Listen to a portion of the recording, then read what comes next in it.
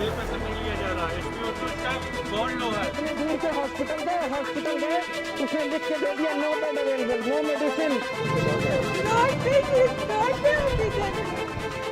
राजधानी लखनऊ में ऑक्सीजन की कमी इतनी ज्यादा हो गई कि आप अंदाजा तक नहीं लगा सकते।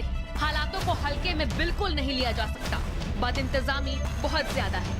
हालात इतने खराब हो चुके हैं कि एम्बुलेंस में छोटे सिलेंडरों से मरीजों को ऑक्सीजन दी जा रही है। लेकिन सबसे हैरान और परेशान कर देने वाली बात तो ये है कि आखिर इस तरह से कब तक काम चलेगा।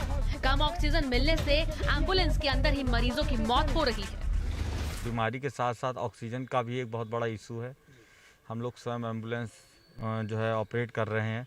पहले हम लोगों को 1 सिलेंडर दिया जाता था, फिर महामारी को बढ़ते हुए देख करके सीएमओ जी के द्वारा जो हम लोगों को 2 सिलेंडर करवाए गए, छोटे 5 लीटर वाले 2 सिलेंडर कराए गए, जिससे हम लोग मरीजों को हॉस्पिटल तक पहुंचा सके। मगर रास्तों में आने वाले लोग जो गाड़ियां रोकते हैं, एम्बुलेंस को साइड नहीं देते, निकलने नहीं देते, उसकी वजह से हमारे पास भी सिलेंडरों की शॉर्टेज हो गई। जी बिल्कुल, ऑक्सीजन नहीं मिल पा रहा है। लखनऊ में हालात इतने बुरे हो चुके हैं कि अब एम्बुलेंस के लिए छीना झपटी भी शुरू हो गई है। लखनऊ में बड़ी मुश्किल और जुगाड़ से एम्बुलेंस मिल रही है और उसके लिए भी मारामारी मची हुई है। लखनऊ में नाराज तीमारदारों ने एम्बुलेंस को ही हाईजैक कर दिया। बालागंज में परिजनों ने एम्बुलेंस बुलाई थी।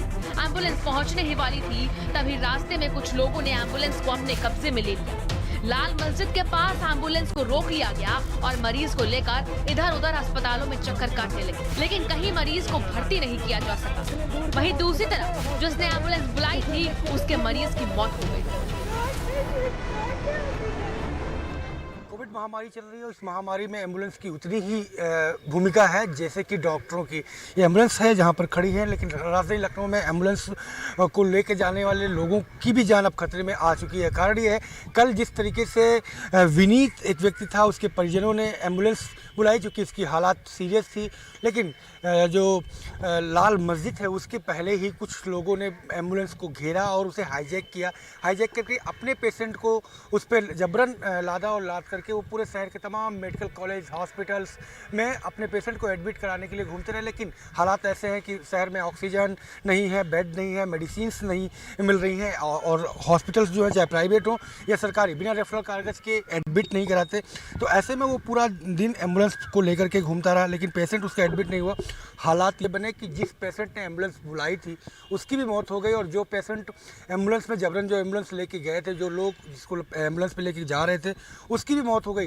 तो दोनों ही पेशेंट मौत हो गई। लेकिन कहीं ना कहीं जो ये एम्बुलेंस लोग चला रहे हैं, उनको जिस तरीके से लोगों ने जबरन एम्बुलेंस को अपने हाथ पे लिया और उसे घुमाते रहे, वो कहीं ना कहीं एक बड़ा जो है कष्ट वाला है। क्योंकि जिस तरीके से ये लोग दिन भर काम करते हैं, आज कल कोविड महामारी के दौरान ये ज़रूरत से ज़्यादा समय तक भी काम कर रहे हैं और आपको आपके पेशेंट को समय पर पहुंचा भी रहे, तो कम से कम जो कर्मचारी हैं उनके साथ ऐसी घटनाएं ना हो, इसको भी ध्यान में जनता को रखना होगा। क्योंकि अगर इन्हीं के साथ घटनाएं होने लगेंगी तो आपको आपके हॉस्पिटल्स कैसे पहुंचाया जाएगा, आपको समय पे इलाज कैसे मिलेगा, ये एक बड़ा सवाल होगा। कैमरा पर्सन नफीस खान के साथ संजय सिंह चौहान, भारत समाचार, लखनऊ। सरकारी अस्पतालों के साथ साथ अब